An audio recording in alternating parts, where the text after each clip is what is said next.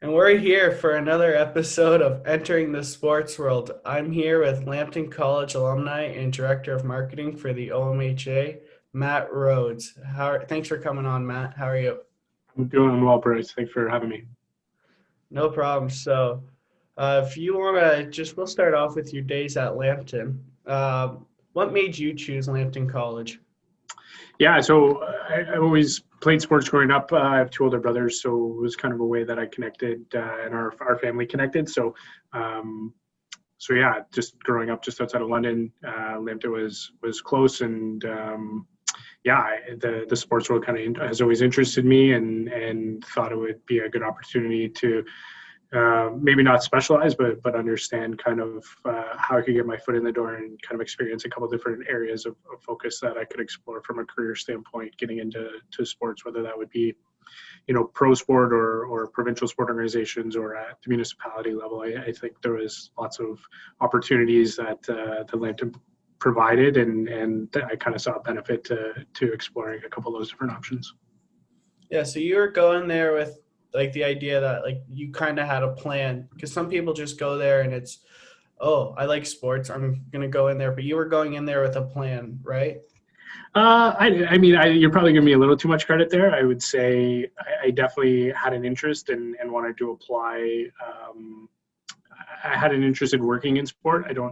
I think my other option at the time was probably I had an interest. I worked in a kitchen, grew up in a restaurant. So, that was kind of maybe plan B if the school didn't really work out, or maybe switching over to culinary school. So, yeah, I definitely wanted to work in sport, but ultimately, I don't know if there was necessarily a plan, but I had an interest and a passion, and saw it as an opportunity to find a career that I could enjoy and get behind. Okay, I get you. I mean, more like you're going in there and you knew that there was a way to work in sports, not just, oh, I see sports in this, I like sports. Yeah. But so what were some of your career, like, or not career highlights, but like what were some of your highlights of being in sports and rec at Lambton? Like some moments you look back fondly on. Sure. I mean, so I interned with the Sting. Not maybe not the most storied part of the franchise. I think the last year I was there, they got the first overall draft pick, which turned into Steven Stamkos. So kind of missed that window dating myself, but certainly getting to learn from both Dean Culver, who is the director of operations at the time, and Mark Glavin, who I know now is the assistant GM, but at the time was their director of marketing. So working along closely with both of those guys, understanding the business, understanding kind of how, I'll call it professional sport, but the world of kind of amateur sport works, and just having some insight into there was a really great opportunity. I think the small size of the campus, especially at Lambton, was beneficial for me to grow as a person. A lot of close friends that I have, I met there, and still stay in contact with a ton of people from Lambton College, and I think that's just a testament to the community that they've built there. So certainly a highlight. I mean, as you know, there's a big camping trip in third year, which it certainly opened my eyes to the outdoors a little bit more than maybe what I've had growing up, and have kind of turned that into a bit of a passion. Definitely enjoy the outdoors, and although I don't camp a ton, I love to camp, and I think that program specifically and that class has a lot to do with open me up to those environments. Yeah, like so my camping trip, it wasn't canceled, but there was obviously a lot of concerns going into it. I didn't go on it, but we did like we had to do a COVID like we did a hike of a different provincial park closer to home. And I still see like when we're doing the online sessions, so Sue, the teacher of it, she's definitely made some major changes to it, obviously, and like she's done a good job changing. You can see the need for, or not the need, but like the recreation part of it really coming into handy. It's one of the first times I've really seen recreation stressed in the program. That's Yeah, I have zero experience in it, but I think the business model, and I see the flexibility just going on rafting trips previously, or doing a guided hike with an out company. I mean, um, I don't know if I recognized it at the time when I was going through the class, but there's definitely a career path there, and I think the flexibility that career lifestyle lends itself to seasonality and being able to work in kind of different places throughout the world. I mean, that certainly appeals to me, and I wish I would have recognized it when I was a little bit younger. Maybe I could have been able to travel and live in some unique locations and be able to make a bit of a living off of it for a bit of a time. Yeah, for sure. So moving on from Lambton, you went on to intern with in the golf world. What was that like? You kind of want to give a little breakdown of what that was like? Sure, sure. So I worked for, they were called the Golf Association of Ontario before when I was there, but they're now called Golf Ontario. They're a provincial governing body for golf under Golf Canada. So I worked on the marketing communications team there, interned for a summer and a little bit longer. So it was great. Tons of events, an event-focused season during the summer months, helping to promote provincial championships. Was in a fortunate position where Golf Ontario was launching a golf in schools program at that time, has since evolved into a national program. So really kind of my first real experience of being able to build a marketing program from the ground up, to deal directly with media. I think, looking back on it, the difference between working with the Sting from a media perspective and working with, the Golf Ontario is just having to build relationships in a different way. So you could build a little bit more meaningful relationships with the photographer that was at every game, every week in Sarnia. Whereas, every Tuesday, Wednesday, Thursday, you had to cold call a media group, try to incentivize them to come out and then hopefully get them to write a story. So yeah, just different, but, definitely great to learn to live on the road a little bit, get really close to people you work with doing it that way. Learned a ton of stuff, and to this day, Kyle, who was my boss at Golf Ontario, and he's still there as their senior director of operations. I consider him one of my mentors and somebody that I can always pick up the phone and call and bounce stuff off. So yeah, and it ultimately led me to move kind of closer to Toronto, and they were based in Uxbridge, and I lived in Stouffville at the time. But that internship definitely got me closer to where a lot of the provincial sport organizations are, and really got me some experience in the provincial sport world, and that's ultimately kind of where the rest of my career to date is kind of revolved around. Yeah, so you mentioned kind of just like the differences with the proper setting, like normal setting of the Sting, and then different people every other golf event. Is that what you would find is the biggest difference that you noticed, or what would you say the biggest difference between working in amateur hockey and golf? Like provincial? I think just the sport in general just dictates different things. So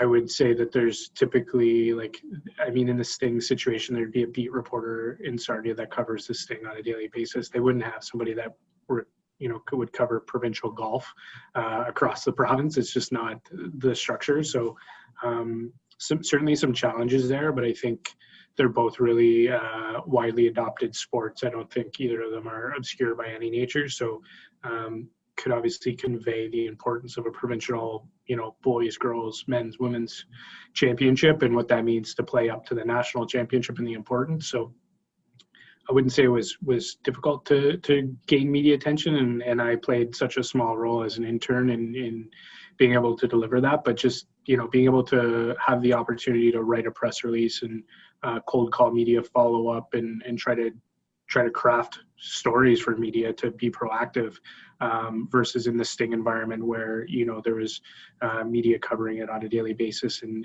you didn't have to push as hard for those kind of point in time event based stories.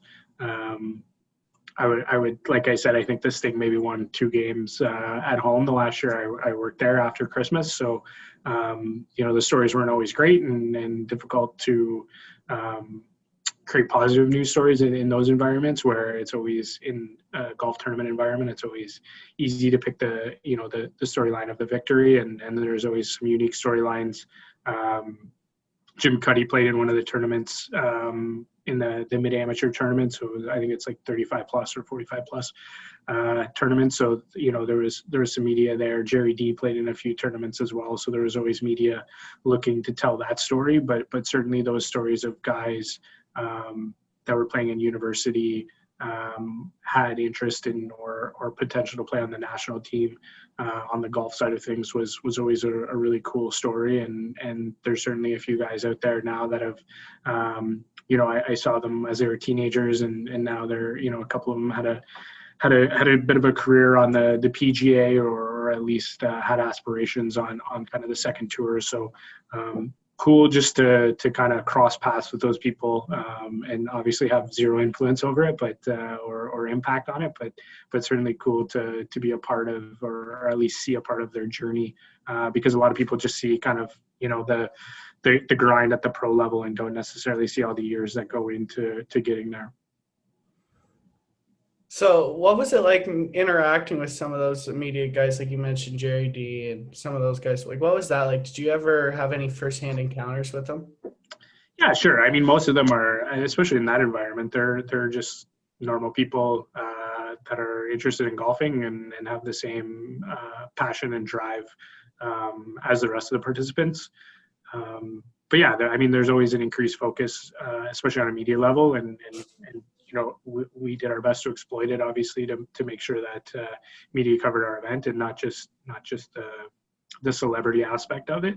And yeah, and I think a lot of times it was just kind of an afterthought. It's like, oh, this tournament's going on, and oh, by the way, Jim Cuddy's playing in it, and beyond that, it was okay. Well, who's leading? So, yeah, I think it's helpful to have kind of celebrity status at an event like that. But ultimately, at the end of the day, especially as the organization running the event, I think you're always focused on the sport technical aspect of things, as opposed to trying to create some false sense of media attraction.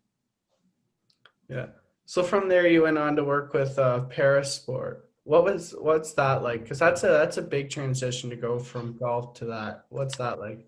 Yeah, I mean, it was one, I would say it was awesome. I had very little exposure to sport for people with physical disabilities at the time.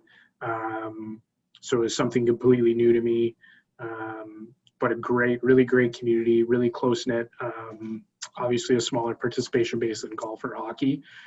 So really got to know the individual people participating, and as well as the administrators. And I spent a significant amount of my time with the organization. So it was great. Tons of challenges running events, trying to market to a specific audience, as with anything. Obviously, I think the other side is just the budget level to run marketing campaigns with a nonprofit such as Parasport Ontario versus a provincial sport organization, which is also non-for-profit, but based on the participation level with a golf or a hockey, the budget's a little bit smaller, so you have to be a little bit more strategic, and you have to maximize every marketing dollar you have. So we did some creative things in Huntsville at the games in 2010. The organizing committee had the foresight to see the need to take cross-country skiing and bring it to which is typically housed kind of outside of a community in a conservation area or somewhere that's not really conducive to spectators, and we partnered with OMHA, saved all the snow from the winter for the first few months of the winter, and we actually built a cross-country ski track right downtown Huntsville. Got a ton of locals coming out to see it. It was a spectacle. There's a ton of earned media that we got out of it, and it was great from a media perspective, but it was also great from an athlete perspective for a group of athletes who obviously don't typically compete in an environment where there's spectators everywhere, where sights and sounds are a little bit more amplified. So it was very cool to be able to deliver that for them. And yeah, I think beyond that, just on the personal level, created a ton of great relationships, a ton of people that I still stay in contact with, and just kind of opened my mind to what people are capable of. I think, watching somebody with a visual impairment go down a ski hill, going through gates at a high speed is inspiring for anybody, but certainly also just shows you what people are capable of, and that physical disabilities don't prevent you from doing anything. Yeah. So when you guys were transferring the snow, because that's obviously pretty tough, what were some of the challenges you faced with doing that? I think the big thing was to get the buy-in at the municipality level. Obviously, it created an increased cost to the event, but we saw it as a marketing cost. But everybody was bought in. Like I said, OFSA decided to run their event at the same time so that we could capitalize on some of that budget and really maximize, essentially creating a cross country course for a day and a half. So, a ton of involvement. I mean, Parasport Ontario, like all provincial sport organizations, volunteer driven, community run. So, I was lucky to be involved, but by no means the mastermind behind any of it. And had a great group that were all pulling in the same direction. So we were able to pull off a great event. And beyond that, there was, 6 other sports happening in in Huntsville on that weekend. So there was alpine skiing, there was wheelchair rugby, wheelchair basketball, swimming, and sledge hockey happening. So just balancing kind of traffic around Huntsville, being a traditional kind of one main street town to get around places, and just people living their day-to-day lives around there, just managing that. So there's always challenges to running multi-sport events, even on the scale of 500 athletes. But it was great. I love it. I still kind of quasi follow wheelchair rugby. I haven't used it in any sense, but I have my Coach 1 certification in wheelchair rugby. I think the coolest thing I did at Parasport Ontario, beyond kind of the personal side of rebranding the organization and hopefully, helping to bring more awareness to sport for people with disabilities, was we ran a fundraiser where we played wheelchair basketball for 24 hours. And it was cool. It was super cool. We did it downtown Toronto, down on the Queensway, pretty popular outdoor basketball court.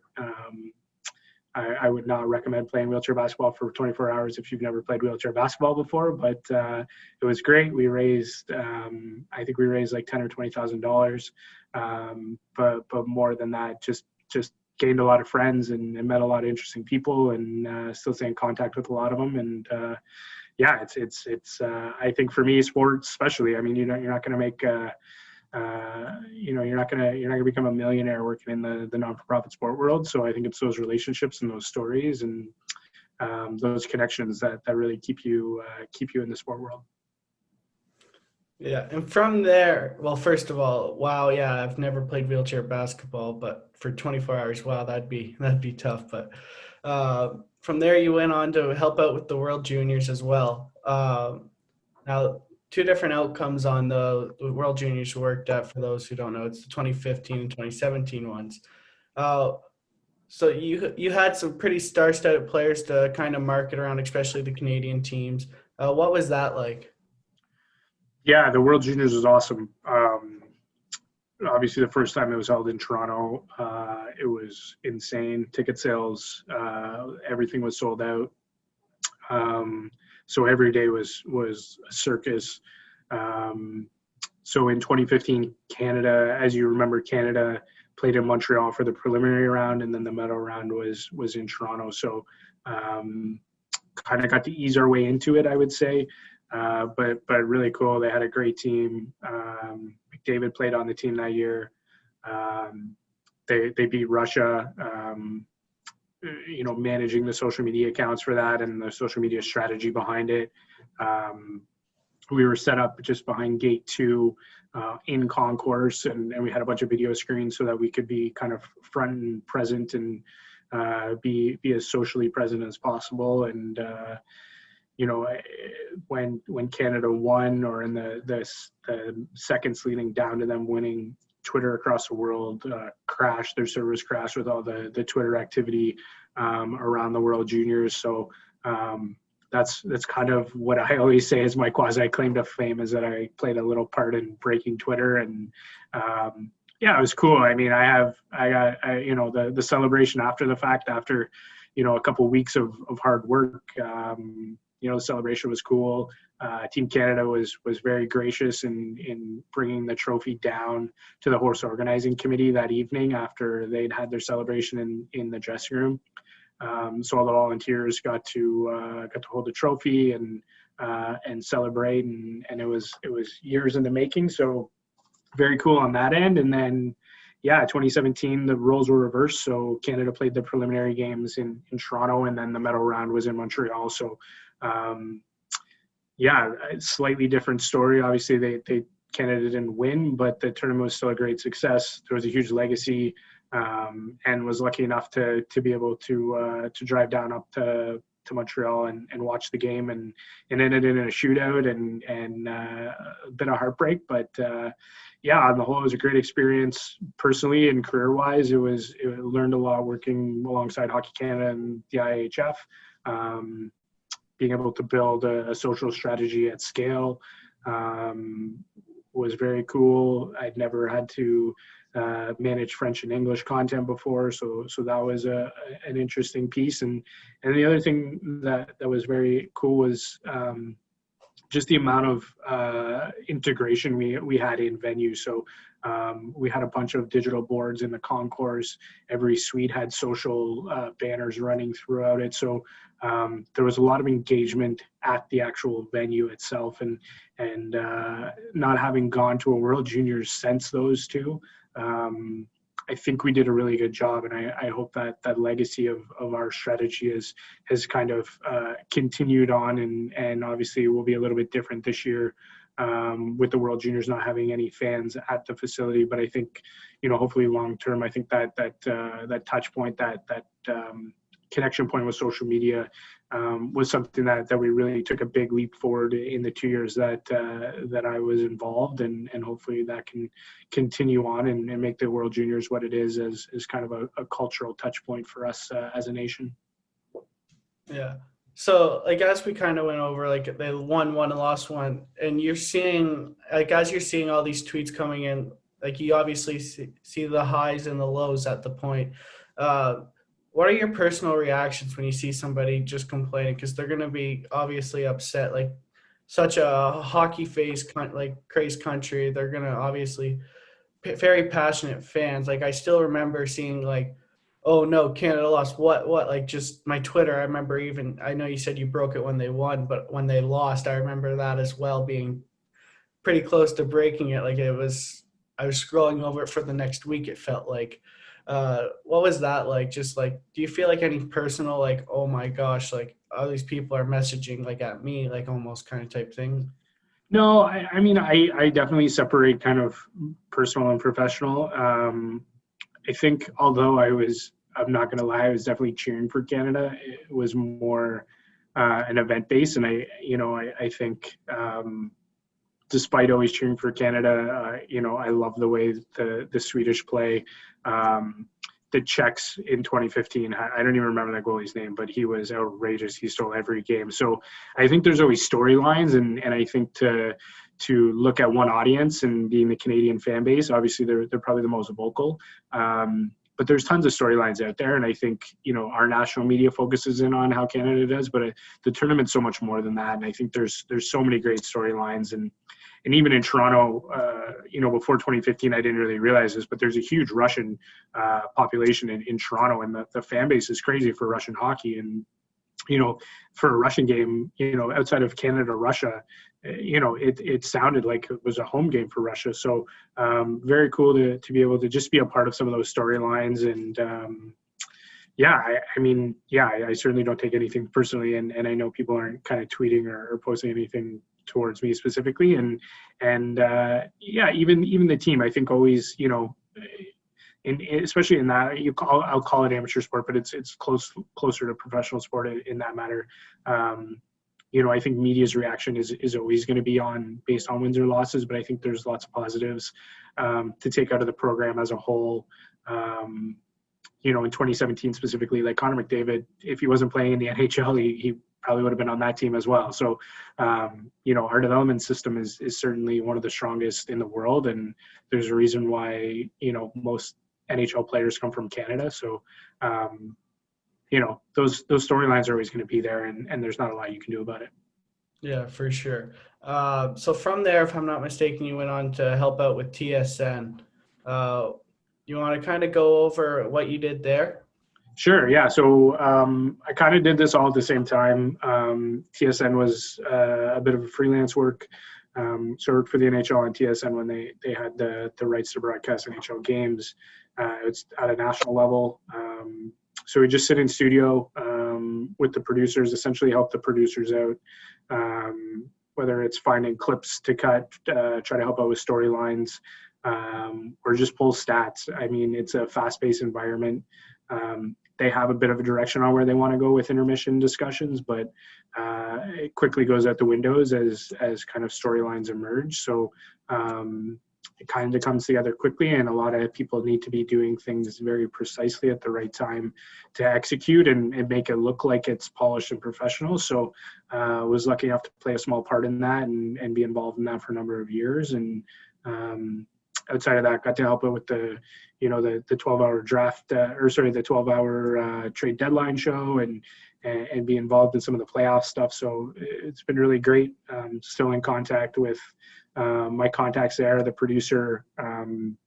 We stay in contact all the time, and some of the on-air personalities as well have built a bit of a relationship in other jobs just through the Ontario Minor Hockey Association, World Juniors. All of those I think are complementary, and just having those relationships and the ability to send an email or pick up the phone and make a call is definitely beneficial, despite the small role I played at TSN.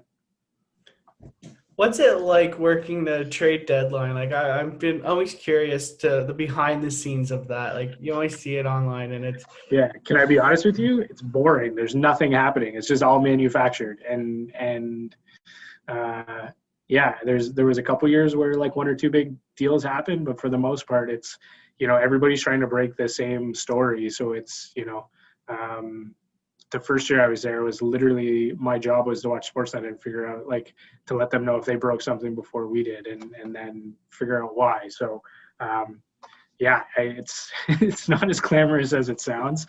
The food's pretty good. All the people are great. I mean, everybody, although it's pretty high stress atmosphere, at the end of the day, everybody treats each other civilized, and everybody can joke around at the end of the day. So awesome place to be. Very fortunate to have that experience. And it's trade deadline is not fun. I would not wish it on my worst enemy.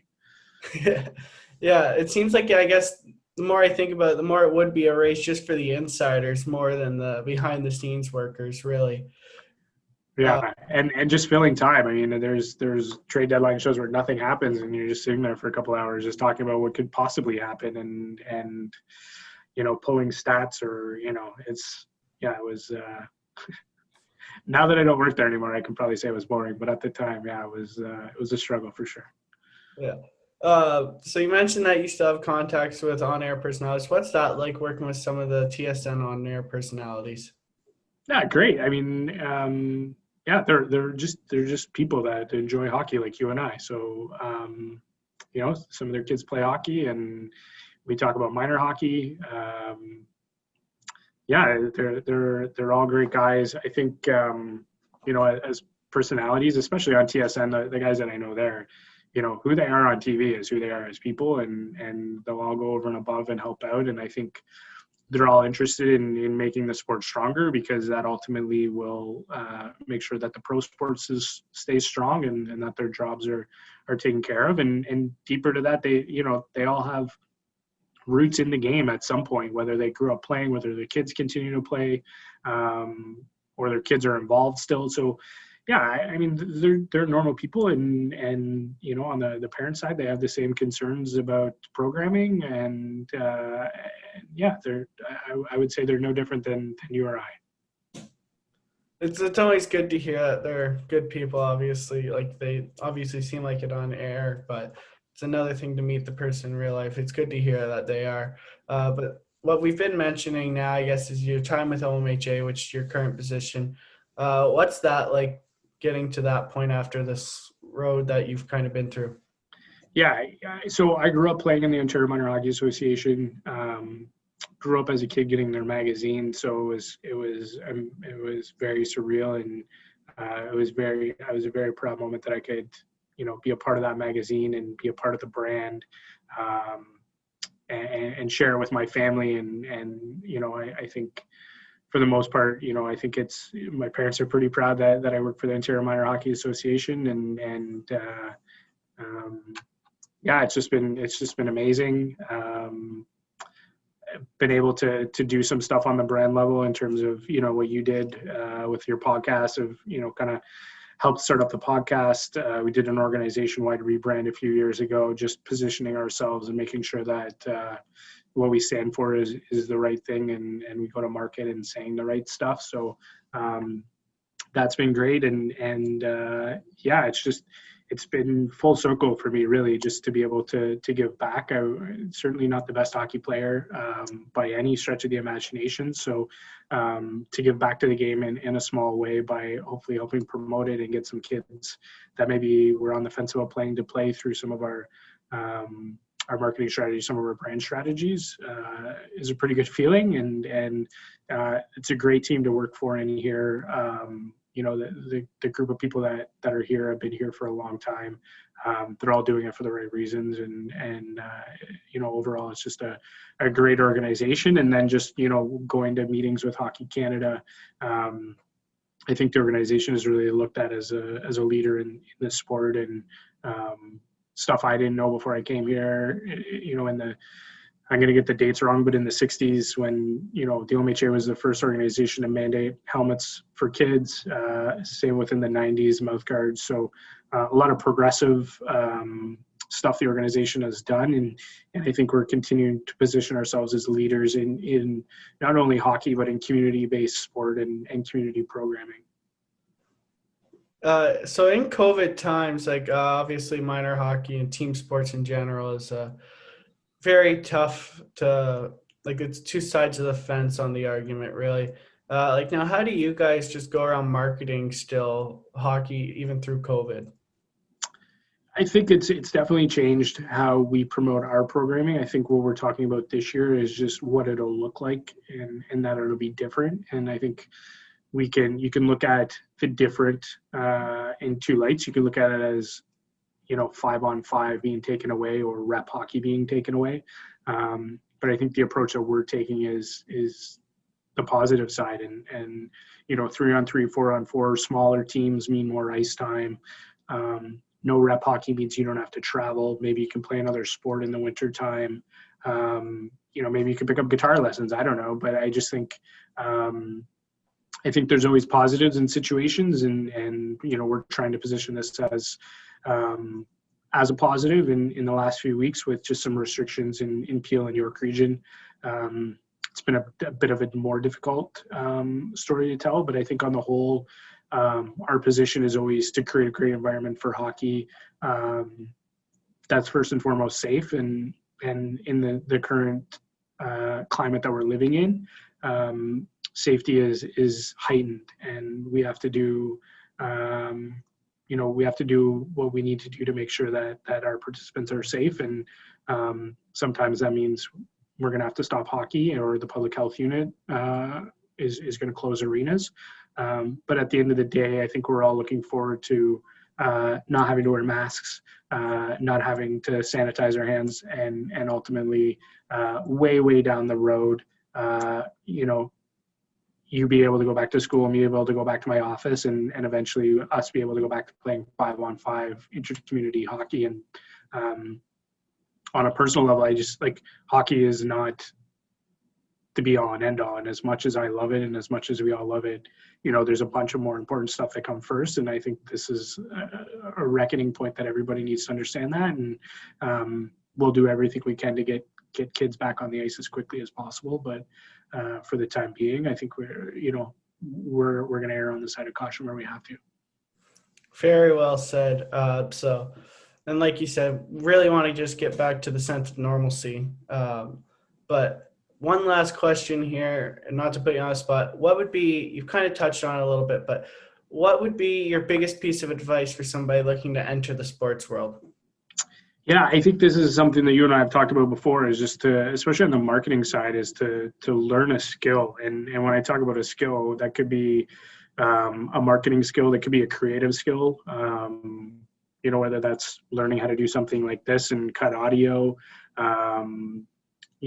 create your own business like you have, where you probably have a social strategy, where you have a website. So, but yeah, being able to cut audio, being able to cut video, being able to do some small graphic design work. I think especially when you get into a business setting and a marketing setting, I think those tools are helpful to be able to put your hand up and say that you can do, not only can you write, but you can also do some video editing, or you can also cut some audio. I think that those are invaluable skills, especially when you work in smaller organizations where you may not have a specialist that just does video, or a specialist that just does graphic design. So I know it in here. All of the guys on my team, we all work together. A few of us can do some graphic stuff.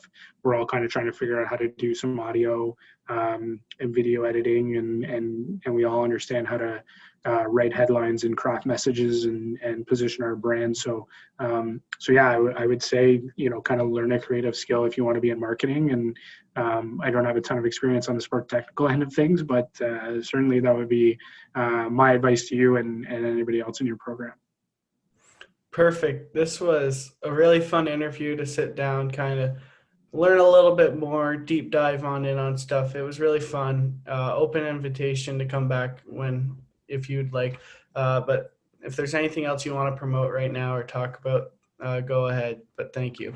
Yeah, thanks so much. Really appreciate you having me. And yeah, doors open anytime. Just give me a shout. All right. Perfect. Thank you. Oops, wrong thing.